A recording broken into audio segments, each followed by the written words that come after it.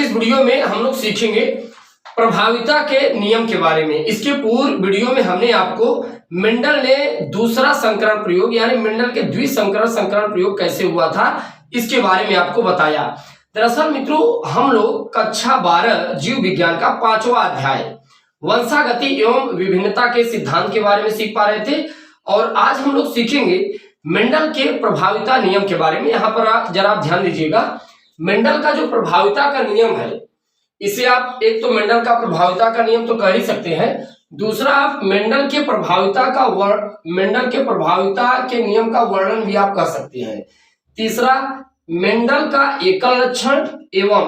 प्रभाविता का नियम भी कह सकते हैं। अब देखिए ये आपके बोर्ड में हम आपको यूपी बोर्ड का जो आपका एग्जाम हुआ था उसमें देखिए कितनी बार एग्जाम ये पूछा गया, 17, 18, 19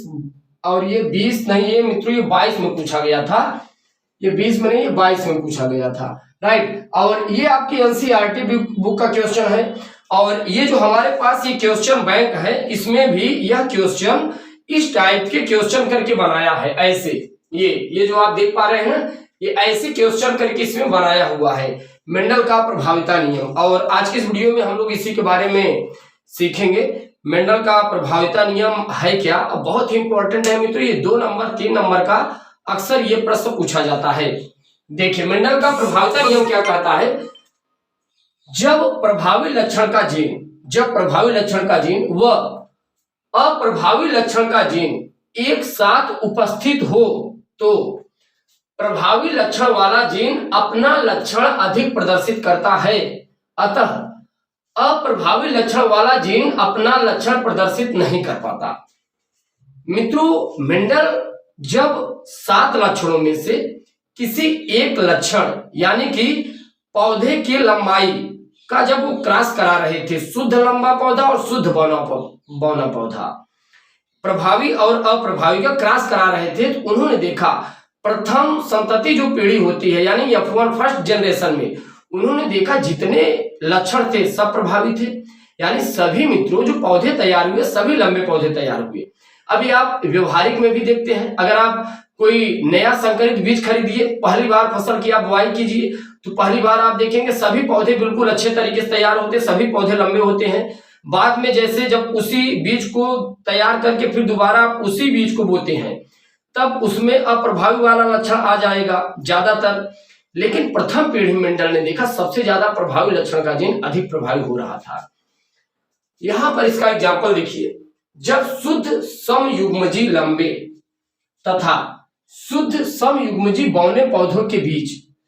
संकरण कराया जाता है। अब आपके मन में यह विचार आ रहा होगा संकरण,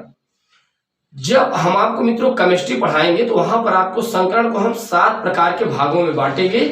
और केमिस्ट्री मित्रों हमारा बहुत ही महत्वपूर्ण बहुत ही अच्छा सब्जेक्ट है और केमिस्ट्री से हम लेक्चरर भी हैं, तो केमिस्ट्री मित्रों जो है वो हमारा सब्जेक्ट है ही। केमिस्ट्री में आप देखेंगे संकरण के बारे में जब आपको बताया जाएगा, संकरण का मतलब ही होता है मित्रों मिलावट, किसी चीज का मिलावट। जैसे आप देखते हैं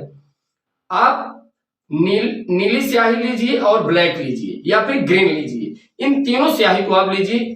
और तीनों स्याही को रखकर आप दूर से देखिए, किसी आप दवात में रखकर आप दूर से देखिए इंपॉट में रखकर, तो आप ये नहीं भाप पाएंगे इसमें कौन ब्लैक स्याही भरी है, कौन नीली स्याही भरी, कौन ग्रीन है, आप नहीं समझ पाएंगे। अब इन तीनों स्याही को आप मिला दीजिए, मिलाने के बाद जो नई स्याही तैयार होगी वो जो तैयार होता है उसी टाइप को आप संकरण कह सकते हैं, वही यहां पर भी है। यहां पर देखिए तो प्रथम संतानी पीढ़ी यानी F1 में विपरीत लक्षणों में से केवल एक लक्षण लंबापन जो प्रभावी है दिखाई देता है और अप्रभावी लक्षण बौनापन छिपा रहता है, ये दिखाई नहीं देता। अब मेंडल क्या करते हैं, पौधे के एक लक्षण 7 लक्षणों में से पौधे की लंबाई लिए, एक प्रभावी लक्षण दूसरा अप्रभावी लक्षण। प्रभावी लक्षण में शुद्ध पौधे के लंबा यानी कि शुद्ध लंबे पौधे लिए कैपिटल टी, शुद्ध बौने पौधे स्मॉल टी, राइट। अब इनका क्या अब देखिए जब इनका पृथक्करण होगा, जब ये टूटेंगे युग्मक जब ये टूटेंगे तो क्या होगा,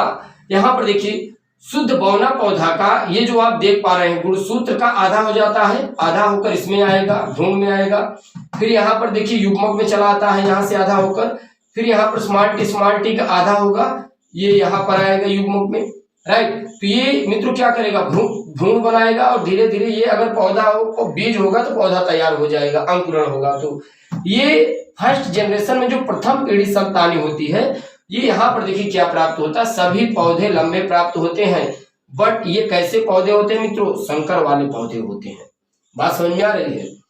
तो ये मित्रों आप देख पाए मेंडल ने प्रभाविता का नियम, बहुत ही सिंपल, आप इसे आप परीक्षा में अगर ये आएगा डिफिनीशन आप लिख सकते हैं।